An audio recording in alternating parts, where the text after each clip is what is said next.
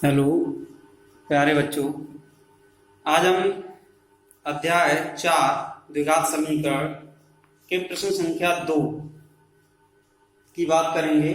कल मैंने प्रश्नावली 4.1 के पहला प्रश्न मैंने बता दिया था।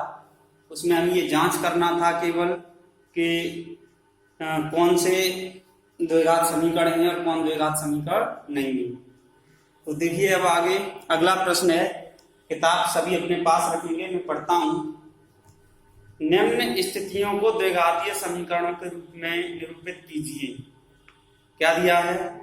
एक आयताकार भूखंड का क्षेत्रफल 528 वर्ग मीटर है। क्षेत्र की लंबाई, अच्छा ये बता दिया था मैंने कल। ये वाला पार्ट पिछले वीडियो में बता चुका हूं। अगला दूसरा पार्ट है, इसका दूसरा पार्ट बताना है। ये पिछले वीडियो में बता चुका हूं पहला पार्ट। देखिए दूसरे पार्ट में क्या है। दो क्रमागत धनात्मक पूर्णांकों का गुणनफल 306 है। हमें पूर्णांकों को ज्ञात करना है। क्रमागत धनात्मक पूर्णांक का मतलब होता है जैसे 2 और 3, 3 और 4, 4 और 5, 5 और 6। ये क्रमागत धनात्मक पूर्णांक है। लेकिन हमें जब मानेंगे तो चक्र रूप में मानेंगे। माना 2 क्रमागत धनात्मक पूर्णांक x तथा x प्लस 1, एक x है तो दूसरा x प्लस 1 होगा, निश्चित है। अब प्रश्नानुसार हमें क्या दिया गया है? क्रमागत धन पूर्णांक मान लिए, इनका जो गुणनफल है वो 306 है। प्रश्नानुसार x गुणा x प्लस 1 बराबर 306 ये दिया है।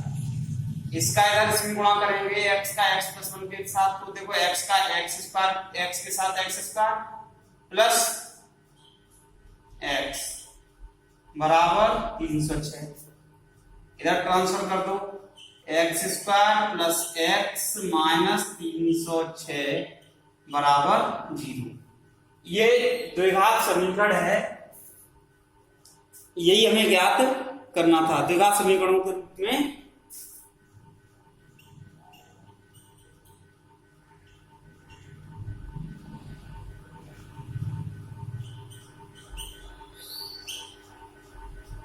जो एक द्विघात समीकरण है। देखिए इस प्रकार से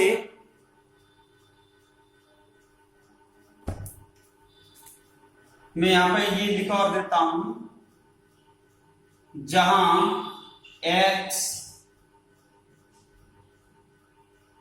लघुत्तर पूर्णांक है या x छोटा पूर्णांक, ठीक है, x छोटा पूर्णांक है। तो बहुत सिंपल क्वेश्चन था, इसको द्विघात समीकरण के रूप में हमें बदलना था। माना दो क्रमागत धनात्मक पूर्णांक x तथा x प्लस 1, इनका गुणनफल दिया था 306, गुणा करके 306 के बराबर इसको समीकरण के रूप में हमने बदल दिया। तो ये हो गया तुम्हारा दूसरा पार्ट। अब इसके बाद अगला है तीसरा खंड है इसका, प्रश्न नंबर 2 का।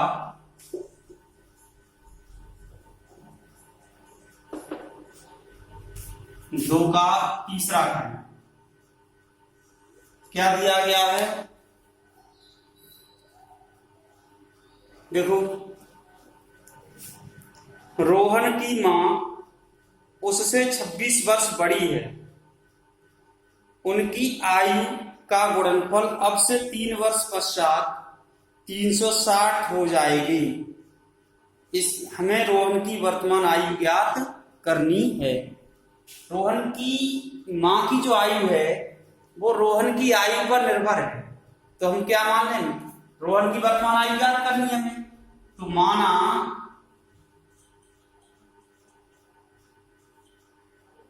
रोहन की वर्तमान आयु x वर्ष है। रोहन की वर्तमान आयु मान ली हमने x वर्ष है, तो रोहन की मां की आयु कितनी होगी? रोहन की मां की वर्तमान आयु हो जाएगी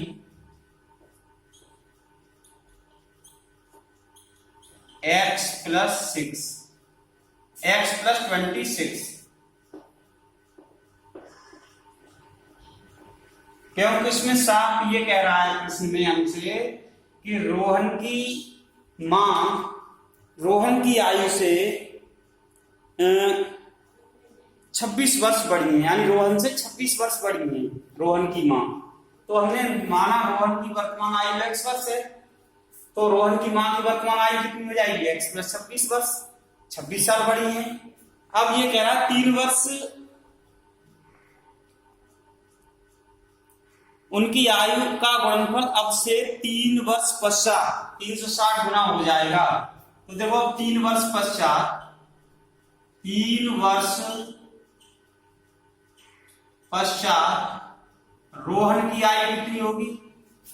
रोहन की आयु बराबर हो जाएगी x + 3 वर्ष, ठीक है। तथा 3 वर्ष पश्चात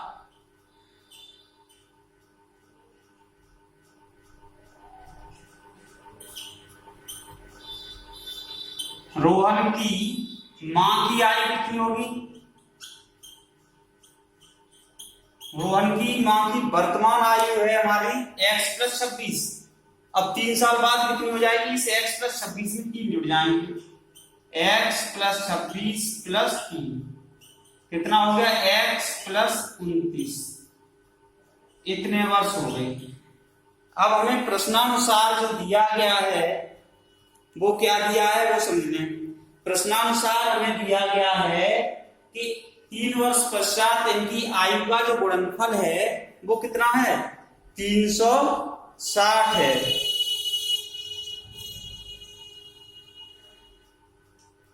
तीन वर्ष पश्चात इनकी जो आयु का गुणनफल है वो 360 है। तो देखिए 3 वर्ष पश्चात की जो आयु हमने निकाली है दोनों लोगों की वो कितनी है? अब प्रश्नानुसार x + 3 गुणा x + 29, 3 वर्ष बाद की आयु ये हो गई। इनका जो गुणनफल है वो हमें दिया है 360। गुणा कर दो भाई, x का x के साथ गुणा होगा तो x² हो गया, 29 के साथ गुणा होगा तो +29x हो गया, 3 का x के साथ होगा तो 3x हो गया, 3 का 29 के साथ गुणा होगा तो 3 में 18, 3 में 6 और 1 7 बराबर 360 आ गया। अब कितना हो गया? x² + 29 और 3 कितने हो गए? 32, x + 78 और इसको इधर ट्रांसफर करेंगे तो -360 बराबर 0। या इसको लिख सकते हैं हम x² + 32x और माइनस के हो जाएंगे ये कितने बचेंगे? 2 और यहाँ 8 और यहां पर बचेंगे 2 बराबर 0। ये द्विघात समीकरण आ गया। अब जो एक द्विघात समीकरण है यहां पर लिख सकते हैं, यह एक द्विघात समीकरण है। यहां पर चाहो तो लिख सकते हैं जहां x रोहन की वर्तमान आयु है, क्या लिख देंगे? जहां x रोहन की वर्तमान आयु है। x क्या है यहां पर? रोहन की वर्तमान आयु है। एक बार और समझा देता हूं इसको मैं। देखो क्या दिया था प्रश्न में? रोहन की माँ रोहन से 26 वर्ष बड़ी हैं। 3 वर्ष पश्चात या 3 साल बाद उनकी आयु का गुणनफल 360 दिया गया था, तो हमें रोहन की वर्तमान आयु ज्ञात करनी थी। तो मान लो रोहन की वर्तमान आयु x वर्ष थी, x वर्ष है सॉरी, और तो रोहन की मां की वर्तमान आयु कितनी हो जाएगी? क्योंकि 26 साल पड़ी, 26 जोड़ दिया उसकी आयु में, चलो ये हो गई। 3 वर्ष पश्चात रोहन की आयु, आज रोहन 5 साल का है तो 3 साल बाद 3 और जोड़ के 8 साल का हो जाएगा। ऐसे ही आज x वर्ष का है तो 3 साल और जोड़ दिए हमने तो x प्लस 3 वर्ष हो गया। 3 वर्ष पश्चात रोहन की मां की आयु, इसमें जो वर्तमान आयु है उसमें 3 जोड़ दिए हमने, इतनी हो गई। उनका गुणनफल दिया था, ये हल कर दिया तो हमारा समीकरण प्राप्त हो गया। द्विघात समीकरण x क्या है? रोहन की वर्तमान आयु है। एक पार्ट और बचा है इसका, तीसरा, वो चौथा पार्ट, उसे समझते हैं।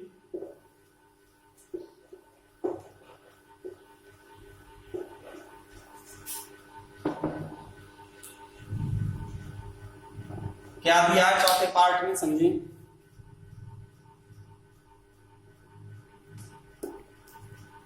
एक रेलगाड़ी 480 किलोमीटर की दूरी समान चाल से तय करती है। यदि इसकी चाल 8 किलोमीटर प्रति घंटा कम होती तो वह उसी दूरी को तय करने में 3 घंटे अधिक लेती। हमें रेलगाड़ी की चाल ज्ञात करनी है। तो देखिए, माना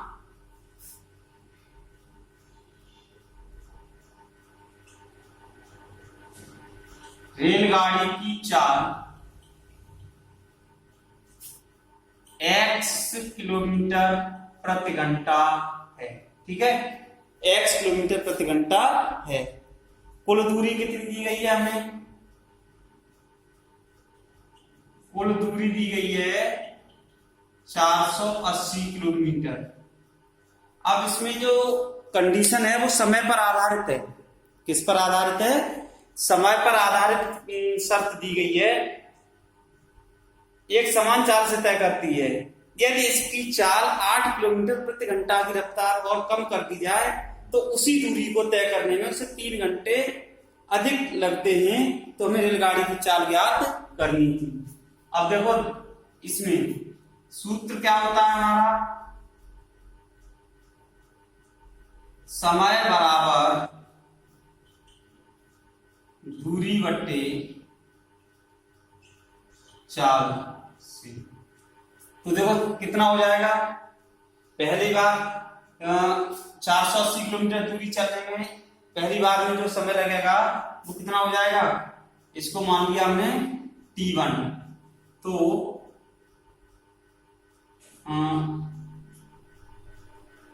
प्रश्नानुसार T1 माना 480 किलोमीटर दूरी इस रफ्तार से तय कर रही है तो उससे T1 समय लगता है। कितना समय लगता है? T1 समय लगता है। यहां पर मान लेते हैं पुनः, माना x किलोमीटर पर आवर की चाल से 480 किलोमीटर दूरी तय करने में T1 समय लगता है।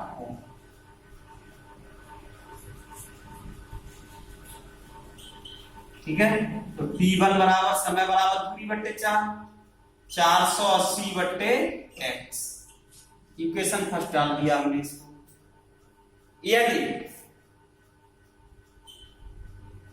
गाड़ी की चाल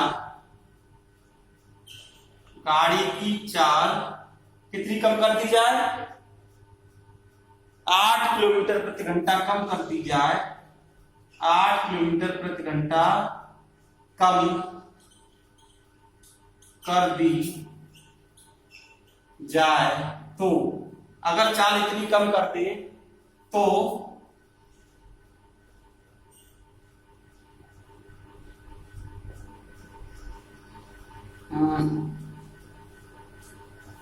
कितना दिया है? उसको 480 किलोमीटर की दूरी में 480 किलोमीटर की दूरी तय करने में कितने अधिक लगते हैं? 3 घंटे, या तो मान लेते हैं, तो माना 400 T2 समय लगता है, T2 समय लगता है। ठीक है, अगर यह गाड़ी 8 किलोमीटर प्रति घंटा कम कर दी जाए तो माना 480 किलोमीटर दूरी तय करने में T2 समय लगता है। तो T2 बराबर कितना हो जाएगा भाई? समय बराबर दूरी तो उतनी ही रही बट्टे 4 कितनी हो गई? x - 8। इसको डाल दीजिए सेकंड। ठीक है, ये आ गया सेकंड। अब प्रश्नानुसार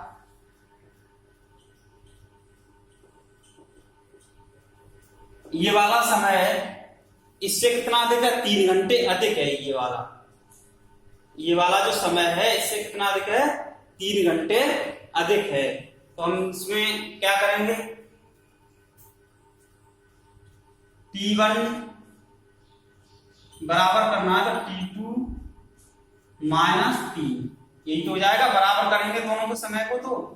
तो अब इसको तो या इसको लिख सकते हैं हम T1 उधर और T2, तो T2 - T1 बराबर 3, ये हो जाएगा। T2 कितना है? 480 बट्टे x - 8 माइनस 480 बट्टे x और बराबर हो गया 3, ये आ जाएगा। तो इसको हम हल कर लेंगे। एलसीएम कितना आ जाएगा? x - 8 इंटू x और p आ जाएगा x 480x माइनस इसका गुणा होगा इसके साथ 480 इंटू x - 8 बराबर है 3 के नीचे 1 मान लिया, क्रॉस गुणा कर लो तो ये कितना हो जाएगा? देखो 480x, इसका गुणा करेंगे इधर, माइनस हो जाएगा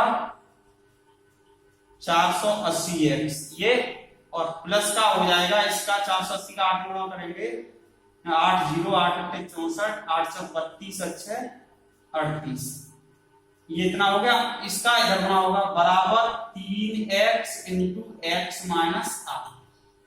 इधर तो ये कट गया, इधर कितना बचेगा हमारा? देखो इसका गुणा कर दो, इधर कितना हो गया? इसका 3840 बराबर हो गया 3x स्क्वायर माइनस 24x, ये आ गया। इसको उधर ले जाएं तो 3x square minus 24x minus 3840 बराबर, ये समीकरण आ जाएगी हमारी निकल के।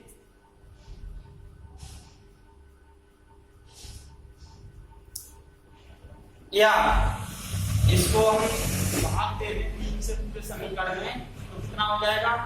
x square minus 8x minus 3 एकम 3 3 दूनी 6 3 8 24 बराबर 0, ये आ गया। इतना ये समीकरण आ गया हमारा, थोड़ा सा कट गया है, ये समीकरण आ गई इतनी। यहां पे लिख देंगे जहां x रेलगाड़ी की 4 किलोमीटर प्रति घंटा में 4 है, तो ये होगा हमारा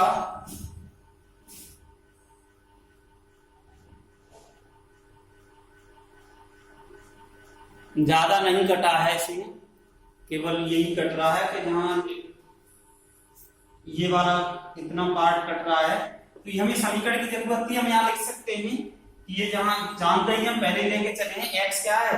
रेलगाड़ी की चाल है किलोमीटर प्रति घंटे में, तो इसमें हमें जो दिया गया था उसको समझ ले एक बार।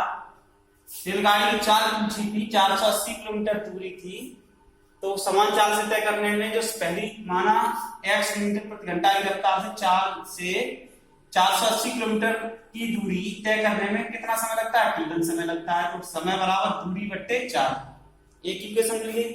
यदि गाड़ी की चाल 8 किलोमीटर प्रति घंटा कम कर दी जाए तो मान लो 480 किलोमीटर दूरी करने में t2 समय लगता है।